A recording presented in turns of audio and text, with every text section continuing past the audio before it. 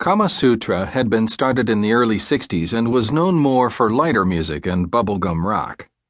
The Ohio Express with Yummy Yummy Yummy and the 1910 Fruit Gum Company with Indian Giver were typical of that category. But the label also had great bands like the Lovin' Spoonful. What Kama Sutra did not have was a single hard rock band, or anything for that matter, sounding remotely like Dust. But we didn't give it much thought. We were three kids from Brooklyn who made a tape in the basement and ended up with a major label recording contract. Our advance was small by record industry standards, but big by the standards of three guys looking to buy equipment on 48th Street they had been drooling over for years. The advance was to pay for recording expenses, but the band could keep money left over. We spent our leftover money up front. Richie bought more Marshalls, effects pedals, and better guitars. Kenny bought a few more acoustic bass amps. When I hit 48th Street, I was truly a kid in a candy store. I bought a whole new Ludwig kit with an oversized bass drum. John Bonham of Led Zeppelin was using a 26-inch diameter bass drum, which helped give him that massive bottom sound that felt a combination of a war drum and an earthquake. In the spirit of one-upping the best in the business, at least on the equipment side, I had a 28-inch bass drum custom-made. To go with it, I bought two 20 by 18-inch floor toms, a 15 by 15-inch rack tom, and a small arsenal of Peisty crash cymbals and hi-hats. I was ready to roll with the best of them. But my grandparents' house would probably be declared a disaster area. We also got to hire our own roadies and technicians. These were friends from the neighborhood who had helped us move gear for free, set up for shows, and break down. It was a thankless job, and now we got to say thank you. J.R. Smalling was the guitar tech for both Richie and Kenny. He could straighten out the neck and get the string action perfect like he was born to do it. My drum tech was Max Blatt. Most people don't realize that a drum set has to be tuned like any other instrument, except with drums, it's a lot harder. All the pieces in the kit have to sound good together.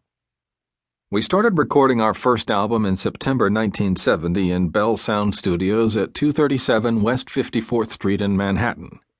Even though the studio sounded like it was named after me, I was more at home in the basement. The building was an old industrial loft structure. The interior of the studio was very old and beat up, with scuffed wood floors and peeling ceiling paint. One of the first things I noticed was the studio drum set, an old white shot-to-hell Rogers kit. Using my finger, I tapped at the toms, which were covered with a few strips of duct tape. They sounded dead. For a moment, I thought about bringing in my own customized set, the one I had just bought with the record company's advance. But then I figured the people who ran the place had to know what they were doing, and who was I to start messing with it? Legends including Ray Charles, Buddy Holly, and Del Shannon had recorded here at Bell, and apparently it was good enough for them. With our limited budget, we used Kenny Kerner and Richie Wise as our producers. Harry Yarmark was the engineer. I adjusted the heights of the drums and cymbal stands, but not much else. We had 16 separate tracks going to 2-inch wide Ampex reel-to-reel tape. 5 or 6 mics were on the drums, 2 on the guitar, 2 on the bass. With a guitar or bass, one patch cord would go directly from the instrument to the board, while another channel was fed by the amp mics. That way, the engineer could work with a clean signal plus a signal with a lot of overdrive and live feel. The balance between the two got worked out during the mixdown. There was also a microphone set up far from the instruments just to get the overall ambience of the room.